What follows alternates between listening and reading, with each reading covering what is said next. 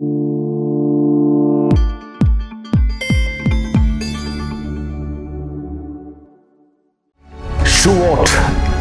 a real Pentecost.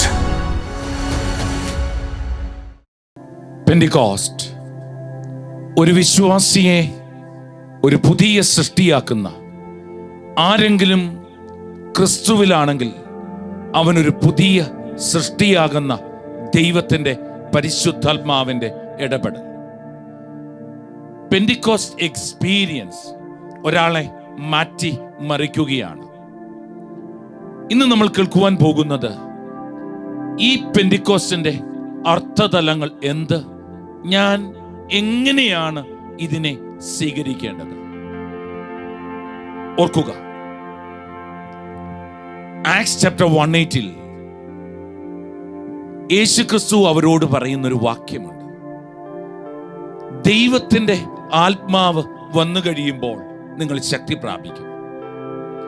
അതായത് ദൈവത്തിൻ്റെ ആത്മാവ് വരുന്നില്ല എങ്കിൽ ഇവിടെ ജീവിതത്തിൽ ഒരു ശക്തിയും ലഭിക്കില്ല. അതായത് ഒരു ക്രിസ്ത്യൻ ലൈഫ് അനുഗ്രഹമാകണമെങ്കിൽ അത് ദൈവത്തിൻ്റെ ആത്മാവ് ഉള്ള ഒരു ജീവിതത്തിനെ സാധിക്കുകയുള്ളൂ. നമ്മുടെ പ്രാർത്ഥനകളും നമ്മുടെ ജീവിതവും നമ്മുടെ എല്ലാ മേഖലകളും ആത്മാവിൻ്റെ ഒരു സാന്നിധ്യമില്ലെങ്കിൽ അവ മുഴുവൻ ഡ്രൈ ആയി പോകും.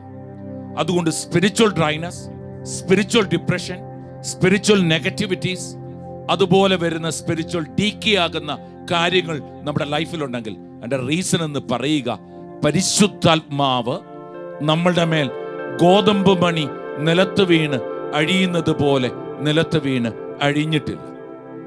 അഴിയുമ്പോഴാണ് അത് ഒരു പുതിയ ജീവൻ പ്രൊഡ്യൂസ് ചെയ്യുവാൻ പറ്റുക എന്ന് തിരിച്ചറിയുക. അതുകൊണ്ട് തന്നെ 1-ാം അധ്യായം അപ്പോസ്തല പ്രവൃത്തികൾ 4-ാം വാക്യത്തിൽ യേശു ഭക്ഷണത്തിനിരിക്കുമ്പോഴാണ് ഇവരോട് പറയുക, നിങ്ങൾ കാത്തിരിക്കണമെന്ന്. അതായത് സ്നേഹപൂർവം, വളരെ ആഗ്രഹത്തോടെ, വളരെ ഫ്രണ്ട്ലി, തൻ്റെ ജനം തന്നെ പോലെ ആകുന്ന സാധ്യതയിലേക്ക്, ബി ക്രൈസ്റ്റ് എന്ന ഓപ്ഷനിലേക്ക് വളർത്തുന്നത്, സാധ്യതയിലേക്ക് വളർത്തുന്നത് ദൈവത്തിൻ്റെ പരിശുദ്ധാത്മാവിൻ്റെ ഇടപെടലാണ്. എന്നാൽ ഏറ്റവും പ്രധാനപ്പെട്ട കാര്യം, പരിശുദ്ധാത്മാവിൻ്റെ കടന്നുവരവിൽ ഒരാളുടെ ലൈഫിലുണ്ടാകുന്ന പെന്തിക്കോസ്റ്റൽ എക്സ്പീരിയൻസിലൂടെ ആ മനുഷ്യനെ ദൈവത്തിന് ഉപയോഗിക്കണമെങ്കിൽ അവന് മൂവ്മെന്റ് ഉണ്ടായിരിക്കണം. എന്ത് മൂവ്മെന്റ്? ജെറുസലേമില്, യൂദയായില്, സമറിയായില്, ലോകത്തിന്റെ അതിർത്തികൾ വരെയും നിങ്ങൾ എനിക്ക് സാക്ഷികളായിരിക്കണം. ഒരു വ്യക്തി ആത്മാവിനെ സ്വീകരിക്കുന്നത് എൻ്റെ ജോലിയിലും എൻ്റെ ജീവിതത്തിലും എനിക്ക് വേണ്ടി മാത്രമുള്ള ഒരു അനുഗ്രഹമെന്ന് കരുതിയാൽ അവന് ലഭിക്കുന്ന ഡിഗ്രി ഓഫ് അനോയിന്റിങ് എന്ന് പറയുക നമ്മുടെ ചിന്തകളെ നമുക്ക് മനസ്സിലാക്കുന്നതിനൊക്കെ വളരെ കുറവായിരിക്കും. അത് കാരണം അഭിഷേകം വളരേണ്ടതാണ്. 1 degree of glory to another degree of glory. ആ വളർച്ചയ്ക്ക് കാരണമാകണമെങ്കിൽ എൻ്റെ ജീവിതം പെന്തിക്കോസ്റ്റൽ എക്സ്പീരിയൻസിലൂടെ ദൈവത്തിന് പരിപൂർണമായി വിട്ടുകൊടുക്കണം. 3 പ്രാവശ്യം തള്ളിക്കളഞ്ഞവൻ എഴുന്നേറ്റ് നിൽക്കുവാനുള്ള കരുത്തും 3000 പേരെ മാറ്റുവാനുള്ള കരുത്തും 1000 മടങ്ങ് വലിയ ശക്തി അവൻ്റെ മേൽ ബാധിച്ചു എന്നത് ഒരു വളരെ ശക്തമായ കാര്യം തന്നെയാണ്. ശ്രദ്ധിക്കുക, പത്രോസ്ലീഹ എഴുന്നേറ്റ് നിന്ന് ജനത്തോട് പറയുന്നൊരു സമയം, ആളുകൾ അവർ മദ്യപിച്ചിരുന്നു എന്ന് കരുതുന്നുണ്ട്. ഈ സമയം 2-ാം അധ്യായം 15-ാം വാക്യം, നിങ്ങൾ വിചാരിക്കുന്നത് പോലെ ഇവർ ലഹരി പിടിച്ചവരല്ല, കാരണം ഇപ്പോൾ ദിവസത്തിൻ്റെ 3-ാം മണിക്കൂറിലേ ആയിട്ടുള്ളൂ. ദിവസത്തിൻ്റെ 3-ാം മണിക്കൂർ, അതായത് 6 മണിയാണ് 0, പിന്നീട് 7, 8, 9 3-ാം മണിക്കൂർ.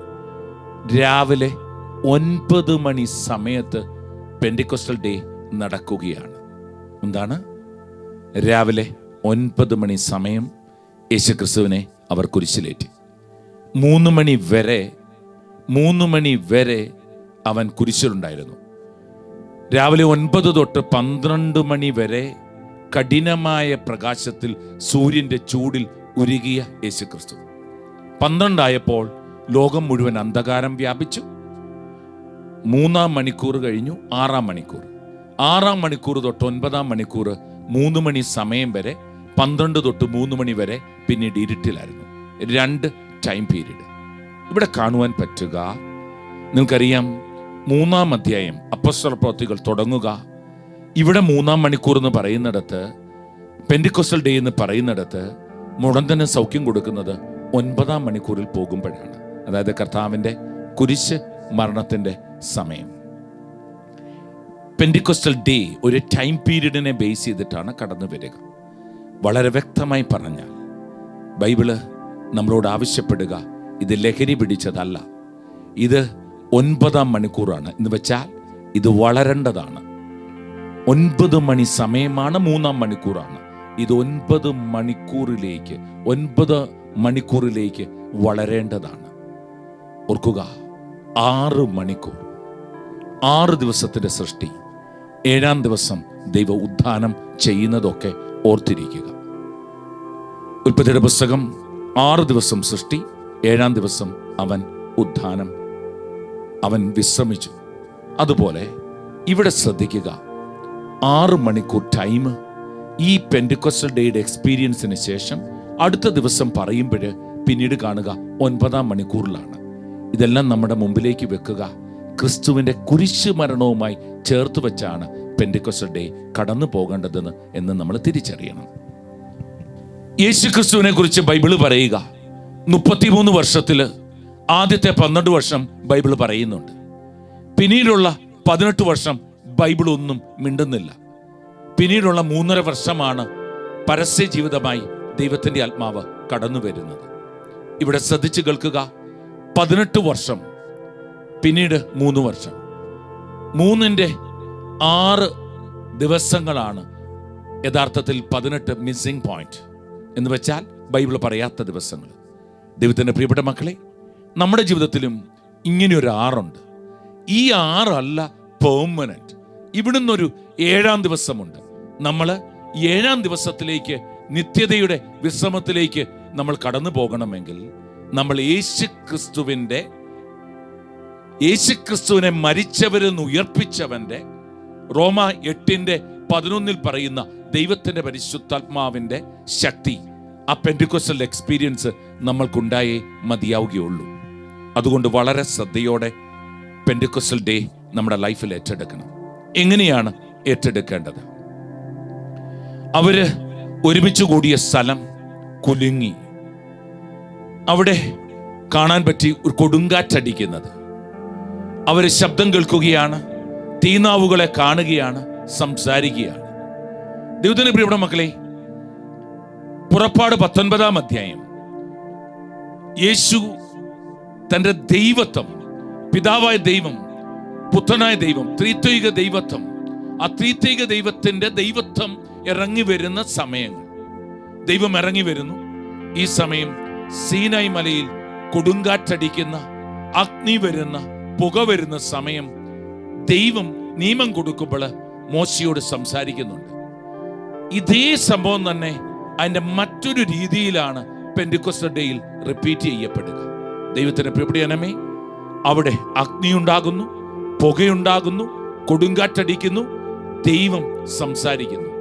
ഇന്ന് ഈ അഗ്നി നാവുകളാൽ ദൈവം നമ്മളാൽ തൻ്റെ നിയമത്തെയും നാമത്തെയും ലോകജനത്തിന് നടുവിലെത്തിക്കുവാൻ ഈ പെന്തിക്കോസ്റ്റൽ ഡേ നമ്മളോട് ആവശ്യപ്പെടുകയാണ്. ഉൽപ്പത്തിയുടെ പുസ്തകം 11-ാം അധ്യായത്തില് ദൈവം തെരഞ്ഞെടുത്ത, ദൈവം സൃഷ്ടിച്ച ദൈവജനം ഒന്നായി. അവർക്കൊരു ഭാഷയായി. പക്ഷേ അവർ തങ്ങളുടെ പ്രശസ്തി നിലനിർത്തുവാൻ ഒരു വലിയ ഗോപുരം പണിയാൻ തീരുമാനിക്കുകയാണ്. ഒരു ഭാഷ അഹങ്കാരത്തിലേക്ക് അവരെ കൊണ്ടുപോയി. എന്നാൽ ദൈവം ഇറങ്ങി വന്ന് ഭാഷ ചെതറിച്ചു. എന്നാൽ കാലങ്ങൾക്ക് ശേഷം പെന്തിക്കോസ്റ്റൽ ഡേയിൽ ദൈവം പല ഭാഷകളെ ഒരു ഭാഷയാക്കി മാറ്റി. ശിഷ്യന്മാർ ഇവർ പറഞ്ഞതെല്ലാം അവർ തന്താങ്ങളുടെ ഭാഷയിൽ കേൾക്കുവാൻ പറ്റി. ദൈവത്തിന്റെ പ്രിയപ്പെട്ട ജനമേ, നമ്മുടെ എല്ലാം ഭാഷയിൽ കേൾക്കേണ്ട ഒരു കാര്യമേ ഉള്ളൂ. യേശു ജനിച്ചുവെന്നും അവൻ നമ്മൾക്കായി പീഡകൾ ഏറ്റെടുത്തുവെന്നും അവൻ മരിച്ചുവെന്നും അവൻ്റെ ഉത്ഥാനം നമ്മൾക്ക് അനുഗ്രഹമാകുമെന്നുള്ള വലിയ സത്യം. എന്ന് വെച്ചാൽ യേശുവിൻ്റെ ജീവിതമാണ് ഒരു ഭാഷയായി മാറിയത്. നസ്രാനായ യേശുവിനെ എൻ്റെ നെഞ്ചിൽ ഭാഷയായി സ്വീകരിക്കണം. അത് കേൾക്കണം, അത് കാണണം, അത് സംസാരിക്കണം. പെന്തിക്കോസ് നമ്മുടെ മുമ്പിലേക്ക് വെക്കുക. ഏക ഭാഷയായ യേശുവിനെ കണ്ട് കേട്ട് നമ്മൾ ഈ ലോക ജനതയുടെ മുമ്പിൽ നമ്മൾ പ്രഖ്യാപിക്കണം എന്നാണ് വ്യക്തമാക്കുന്നത്. ശ്രദ്ധിച്ചു കേൾക്കുക. എങ്ങനെയാണ് ഇതിലേക്ക് കടന്നു വരുവാൻ പറ്റുക? കേട്ടുകൊണ്ടിരുന്ന ജനം ഹൃദയം നുറുങ്ങി അവർ ചോദിച്ചു. 3 പ്രധാനപ്പെട്ട കാര്യങ്ങൾ ഇവിടെ ഇമ്പോർട്ടൻ്റ് ആണ്. 1, ദൈവവുമായി ഇൻറ്റിമസി, ദൈവവുമായി ക്ലോസ്നെസ്, ദൈവവുമായി റിലേഷൻഷിപ്പ് ബിൽഡ് ചെയ്യണം. എങ്ങനെ? ബൈബിൾ വായിക്കണം, ദൈവവുമായി സംസാരിക്കണം, സംവേദനം നടത്തണം, ദൈവത്തോട് കരയണം, നിലവിളിക്കണം, പ്രാർത്ഥിക്കണം, റിലേഷൻഷിപ്പ് ബിൽഡ് ചെയ്യണം. 1. 2, എങ്ങനെയാണ് ഇനി അടുത്ത സ്റ്റേജിലേക്ക് പോകുക? 2, ഇനിമേൽ ഞാൻ ജീവിക്കരുത്, ദൈവം ജീവിക്കണം. നമ്മളെ സമർപ്പിക്കണം, നമ്മുടെ ജീവിതം വിട്ടുകൊടുക്കണം, സബ്മിറ്റ് ചെയ്യണം. കർത്താവിന് പരിപൂർണമായി വിട്ടുകൊടുക്കുവാൻ നമുക്ക് പറ്റണം.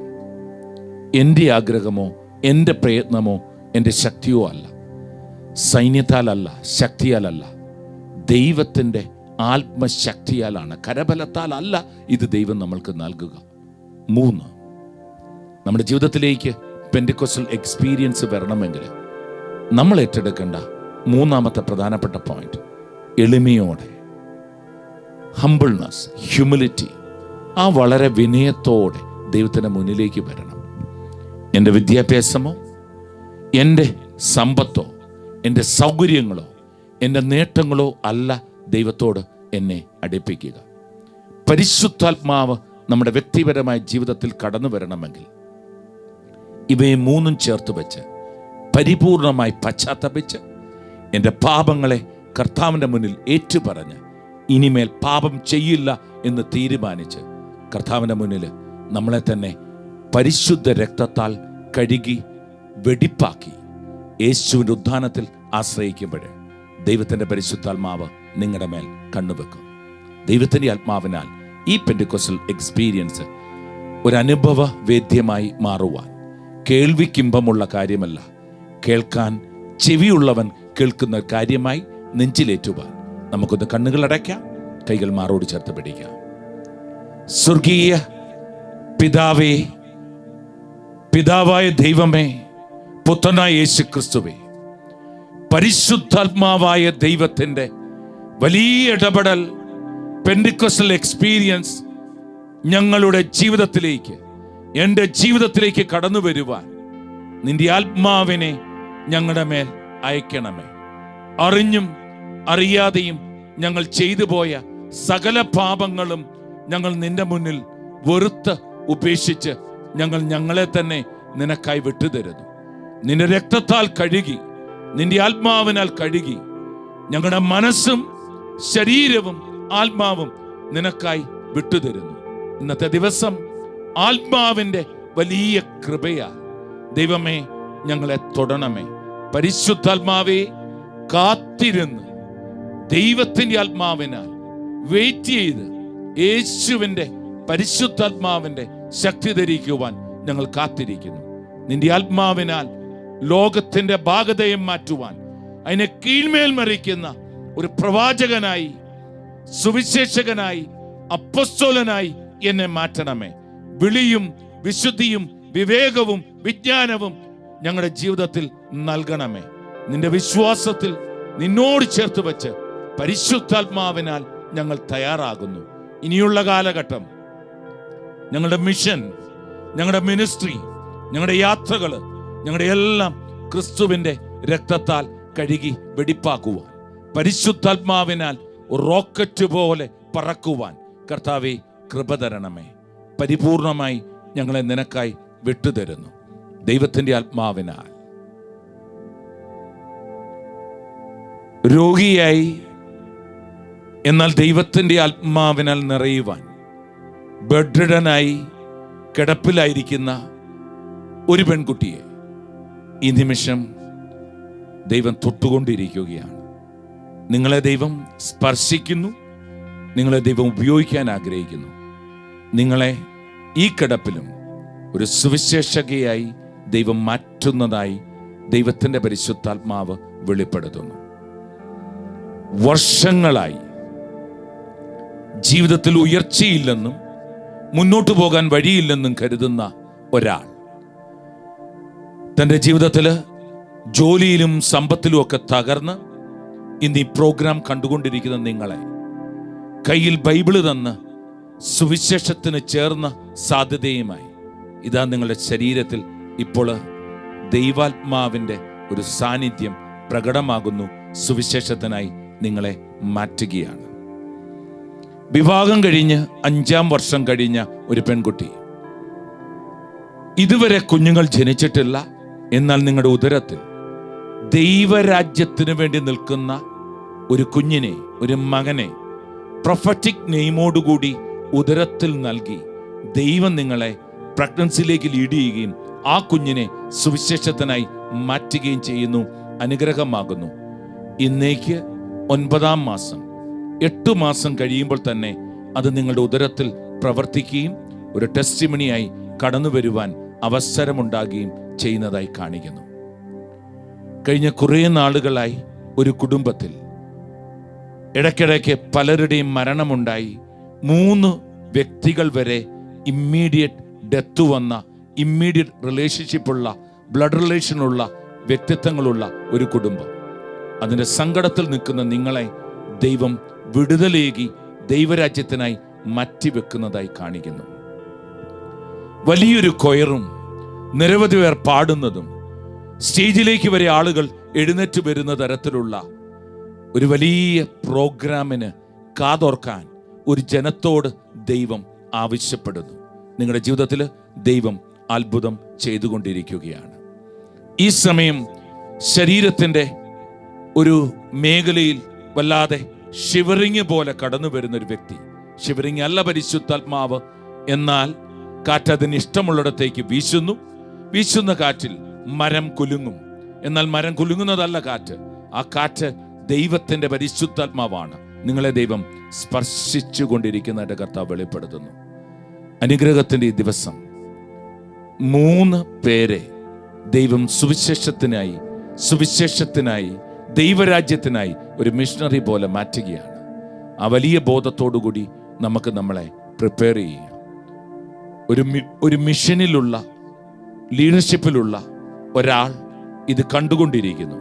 നിങ്ങൾ നിങ്ങളുടെ മിഷനെ ഓർത്ത് സങ്കടത്തിലാണ്. നിങ്ങൾക്കായി ദൈവം പുതിയ പദ്ധതിയും പുതിയ ദേശവും പണിതുയർത്തി. ഒരു സ്ഥലത്ത് ഒരു ബിൽഡിങ്, നിരവധി മരങ്ങളുള്ളൊരു സ്ഥലം, അതിൻ്റെ നടുവിലൂടെ ആളുകൾ നടക്കുന്നു. നിരവധി പേർ ജപമാലകളും മുട്ടിനുമേൽ നിന്നുമൊക്കെയുള്ള പ്രാർത്ഥനകൾ. ദൈവം നിങ്ങൾക്കായി ഒരു ആശ്രമം തുറക്കുന്നു സുവിശേഷത്തിനായി. ദൈവം നിങ്ങളെ നടത്തട്ടെ. പരിശുദ്ധാത്മാവിൻ്റെ കൃപയാൽ ഇത് കണ്ടുകൊണ്ടിരുന്ന, ഇത് കേട്ടുകൊണ്ടിരുന്ന, ഇത് ഏറ്റെടുത്ത ഓരോ വ്യക്തികളിലും ആത്മാവിൻ്റെ സാന്നിധ്യം ഒഴുകട്ടെ. ക്രൈസ്റ്റ് കൾച്ചർ മിഷൻ കർത്താവെ ഒന്നും ചേർന്ന് ദൈവമേ കൈവച്ചും ചേർത്ത് വെച്ചും കെട്ടിപ്പിടിച്ചും ഈ ജനത്തെ അനുഗ്രഹിക്കുന്നു. ക്ഷമയുടെ, കർത്താവെ കരുണയുടെ വലിയ അനുഗ്രഹം ഏറ്റെടുത്ത് വെച്ചുകൊണ്ട് യേശുവിൻ്റെ നാമത്തിൽ തന്നെ ആമേൻ.